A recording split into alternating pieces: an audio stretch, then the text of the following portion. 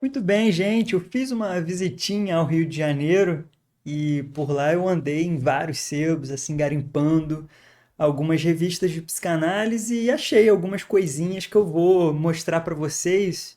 E eu resolvi mostrar assim junto com a história, né? A história que essas revistas possuem em relação às instituições que foram publicadas, né?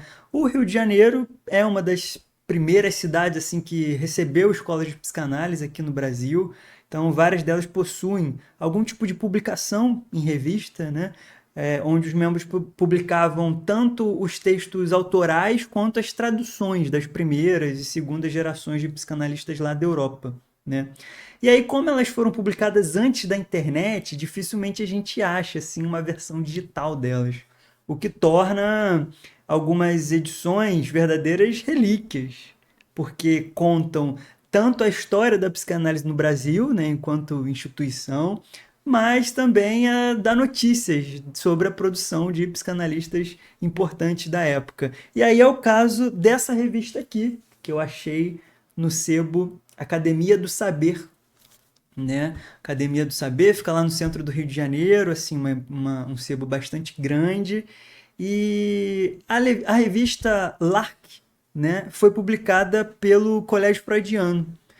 Essa edição que eu achei aqui é de 1975 e é justamente o ano de fundação do Colégio Freudiano aqui no Rio de Janeiro, né? Talvez seja um dos primeiros trabalhos organizados pelos fundadores, o Magno Machado, a Beth Milan, e eu vou falar mais deles já já, né? Mas antes de falar dos artigos, eu queria fazer uma menção assim ao corpo colaborativo que compõe essa revista, né? Porque é um corpo que tem nomes importantíssimos para a história da psicanálise, né? Como a própria Lélia Gonzalez, eu vou falar dela mais daqui a pouco porque ela tem um artigo publicado aqui na revista, mas tem aqui no Conselho Consultivo ninguém menos do que o Eduardo Mascarenhas.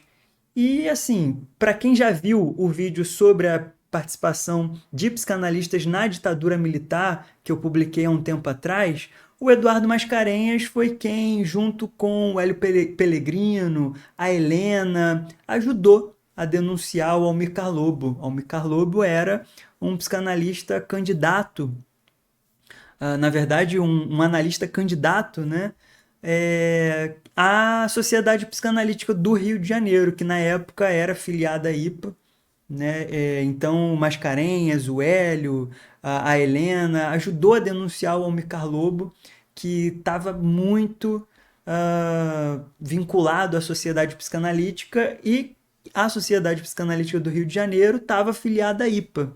Então existe um imbróglio assim histórico porque a IPA, a sociedade fizeram vista grossa para as denúncias em nome de um corporativismo assim. Então o Leon Cabernet, que era o diretor e o analista do Almir Lobo, meio que passou um pano para a participação do Almir Lobo na ditadura como um médico que ajudava a manter os torturados bem. Olha só que loucura, né? Mas vamos voltar à revista porque essa revista, Lark, é uma compilação assim de textos que foram escritos por mulheres, apenas por mulheres, inclusive mulheres brasileiras, né? E da Europa a gente tem ninguém menos do que a Lucy Irigaray, que aqui nessa época, 1975, estava com mais ou menos 45 anos, né? E publicou um artigo sobre a mecânica dos fluidos. Esse artigo, pelo que eu consegui entender, contextualizando inclusive com o restante da produção da Lucy, ela vai questionar um pouco, ela vai observar um pouco uma certa ordem fálica que existe na ciência, porque ela percebe que a ciência valoriza muito mais o sólido, né, o controlável, o estável. E aí ela tem uma chave de leitura que considera essa abordagem da ciência ou dos científicos, dos cientistas, né, uma abordagem eminentemente masculina, né, que diz algo sobre o fálico masculino. E aí, no texto, ela cria um neologismo, a mulher, né? Ela faz do artigo a mulher um prefixo de negação, né? De ausência. Então, a mulher junto. Isso para dizer que a mulher ela é colocada numa zona de silêncio, porque dentro desse discurso fálico em que privilegia o sólido, né, a mulher fala a partir de uma fluidez que contrapõe esse sólido e por isso ela está numa zona de silêncio. Então é um artigo assim que em 1975 ela está no início das investigações psicanalíticas, né, das produções psicanalíticas. Eu acho que um ano antes ou um ano depois ela ainda vai publicar o seu doutorado. Antes disso ela não tinha muitas produções ou uma abordagem escrita pelo viés da psicanálise, mas isso significa que aqui talvez seja um dos primeiros artigos em que ela começa a organização, uma proposta assim de questionar essa tal ordem fálica masculina dentro do meio científico e do meio psicanalítico, né? Por que não? Ela Essa revista talvez seja um resultado desse questionamento, né? Porque não à toa houve a escolha de publicar apenas psicanalistas mulheres, e isso em 1975, né? Então a revista também conta aqui com outras autoras da psicanálise, a maioria delas da Europa, né? Então a gente tem a Maud Manoni, a Rodine Sco, mas também tem brasileiras, como a Lélia Gonzalez. O texto da Lélia eu não consegui ler tudo porque está mais para o finalzinho, né? Eu não pulei a ordem, não, mas ela vai abordar, pelo que eu passei o olho aqui, os pontos-chave da obra do Lacan. Ela aborda questões sobre enunciação, enunciado, Shifter, enfim, Jacobson e outros autores da linguística. Mas eu posso dar notícias aí depois de quando eu ler, né? Agora, eu resolvi falar da revista, né? Aproveitando esse momento aqui, desse achado, ah, aproveitando esse momento para falar um pouco da história do Colégio Freudiano, né? Eu vi aqui, gente, ó, antes, acho que é uma menção interessantíssima, porque essa revista, ela tem, junto dela, dentro dela, né, um outro livro. Esse recorte aqui, ele é um outro livro de poesia, do Arthur Ormar.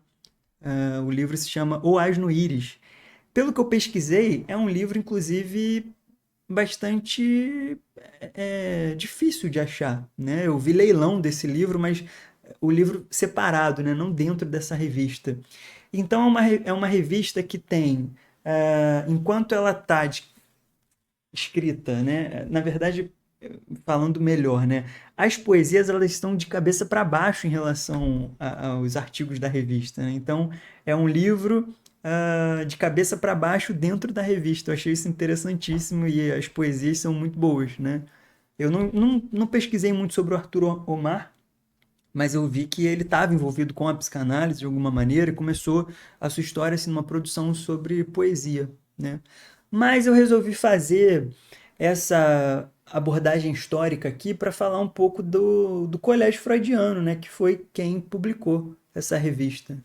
E o Colégio Freudiano foi fundado pelo Magno pela Beth, né? Quando os dois viajaram para França para fazer a análise com Lacan. Aliás, viajaram para a França e fizeram análise com Lacan lá durante alguns anos, né? A Beth, talvez você conheça mais porque ela publicou esse livro aqui, Lacan Ainda, que é um testemunho de análise dela. Ela ficou, acho que, 5 anos em análise com Lacan, né? E ela viajou para lá por volta de 73. Eu disse que o colégio foi fundado em 75, né? Então ela ficou lá de 73, ficou 5 anos fazendo análise com Lacan. Isso significa que quando ela encontrou o Magno lá, foi o Magno quem voltou para o Brasil e fundou a escola enquanto ela permaneceu lá, né? E só depois ela veio para o Brasil e aí sim fez parte da direção da escola e tocou os trabalhos, né?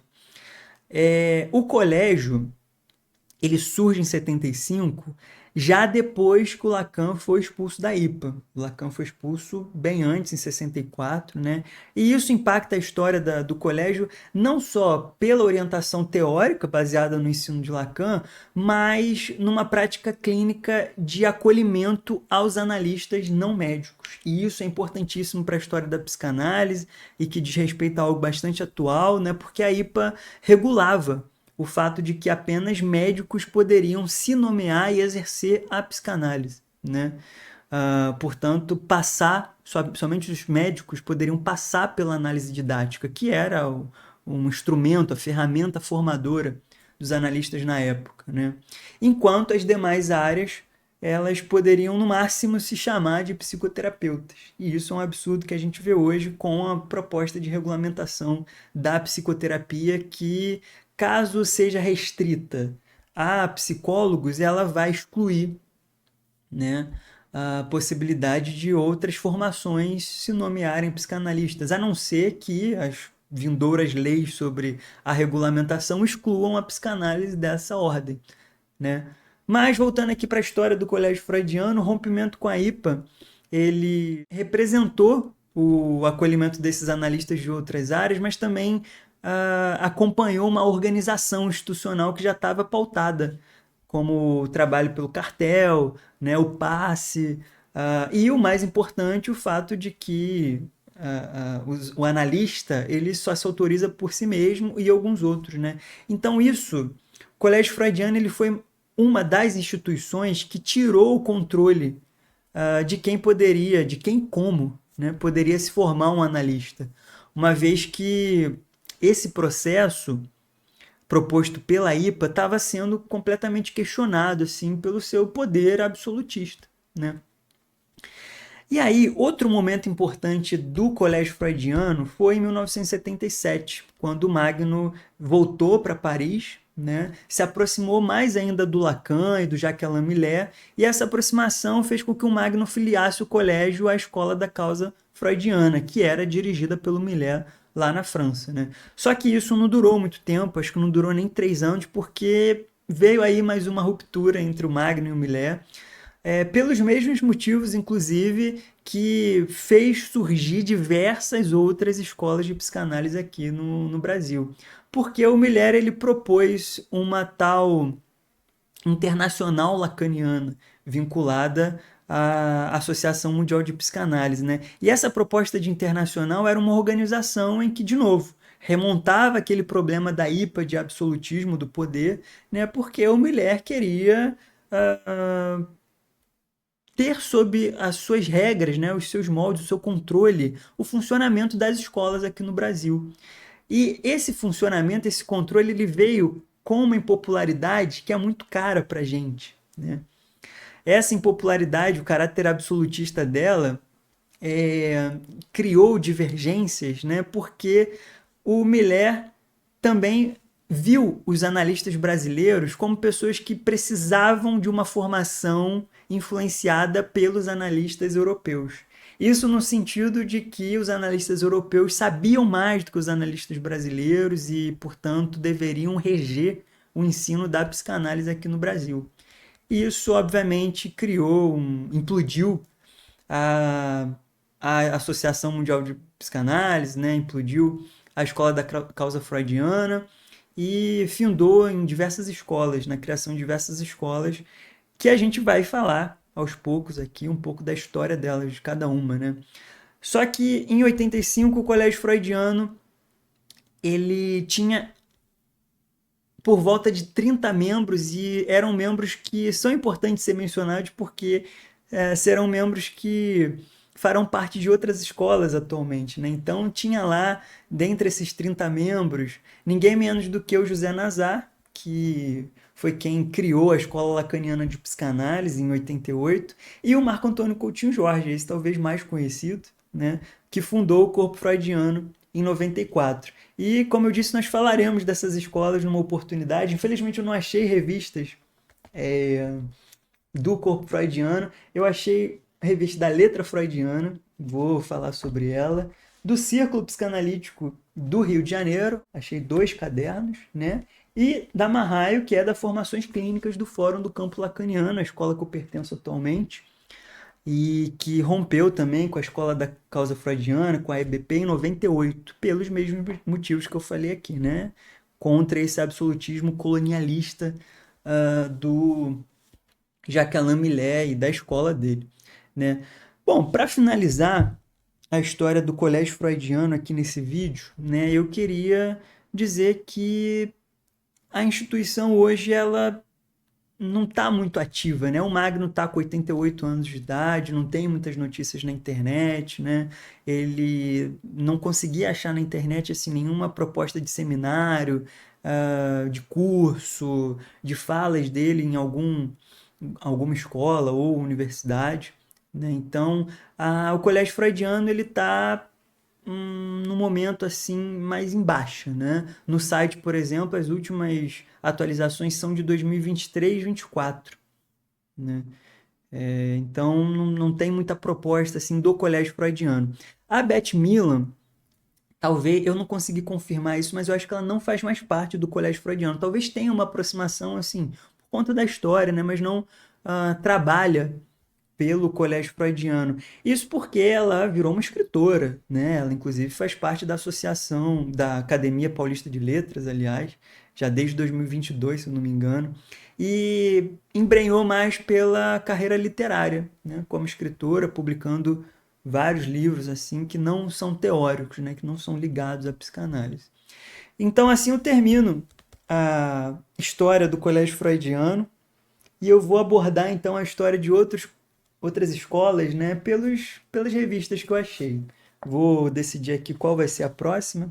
A que mais tem produções sobre a história da escola é o Fórum do Campo Lacaniano, que inclusive tem um livro publicado no ano da cisão. O livro se chama A Cisão, né? E o ano da cisão foi 98, então um livro de 98 que conta assim tanto a história de fundação quanto a história pregressa do Fórum do Campo Lacaniano a partir dessa tal cisão que eu falei da causa freudiana, da EBP, enfim, do Jacques Alain Miller, por conta desses motivos. E eu espero que assim a gente consiga iniciar o nosso percurso histórico sobre as escolas de psicanálise aqui, pelo menos do Rio de Janeiro, vai. Do Brasil eu acho que eu não consigo não, mas do Rio de Janeiro, a maioria delas eu acho que eu vou conseguir abordar. E eu espero você para poder falar disso mais da próxima vez. Então se inscreve aqui no canal, curte o vídeo se você gostou, distribui ele aí para quem também é interessado pela história da psicanálise, pelo movimento psicanalítico aqui no Brasil, tá bom? Um abraço, tchau.